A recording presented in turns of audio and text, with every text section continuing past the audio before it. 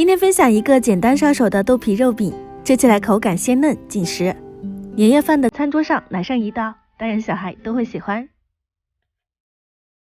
先准备3到4张的豆皮和1斤猪肉，先处理肉馅。咸腿肉的口感上是最好的，去掉猪皮，切成小块。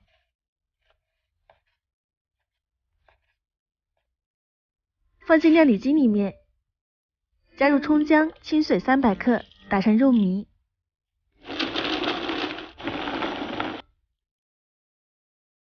现在开始调味，加入食用盐、胡椒粉、红曲米粉、白糖、蚝油，分次加入淀粉400克。这里的淀粉可以用土豆、红薯、木薯带有弹性的淀粉类，少量多次加入，快速搅打至粘稠上劲的状态。准备玻璃容器，按照容器的大小裁剪豆皮，依次裁剪好，想要层次多一点的话呢，就多准备一些。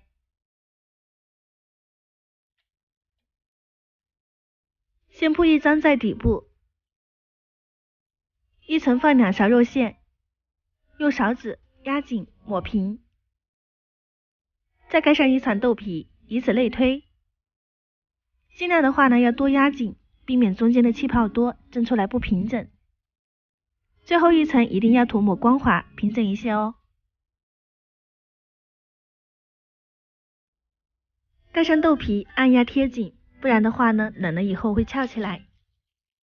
包上保鲜膜，蒸制的过程中不会有水汽进入，周边用牙签扎洞透气。水开放上锅，蒸35到40分钟。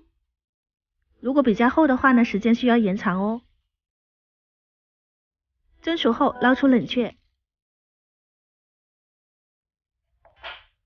冷却定型后倒扣托盘，周边不好看的话呢，给它切掉。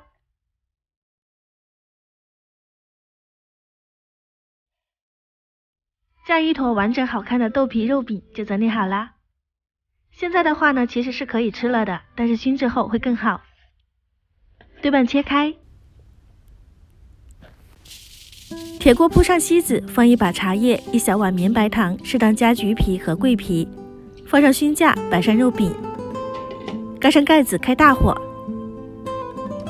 冒烟后关火熏至3分钟，熏好后出锅。这样的话呢，肉饼颜色和味道会更好吃，整体非常 Q 弹，和午餐肉差不多了。吃的时候呢，切成片，也可以淋上辣椒酱，上锅蒸几分钟即可。密封冰箱冷藏储存，可以放1个星期左右。煮火锅、拌凉菜，任何做法都可以轻松驾驭。最主要是自家做的，卫生健康，口感不差。家里有孩子想吃火腿肠又怕麻烦的，可以试一下哦。其实呢，这个也就是火腿片。不喜欢这个形状，可以就用豆皮把肉馅紧紧卷起来，再绑紧熏制，换个名字也就是豆皮红肠啦，特别好吃。喜欢的话呢，可以收藏起来试一下。今天就分享到这里，感谢大家的观看。喜欢我的视频就关注我，我是夏妈，下期再见。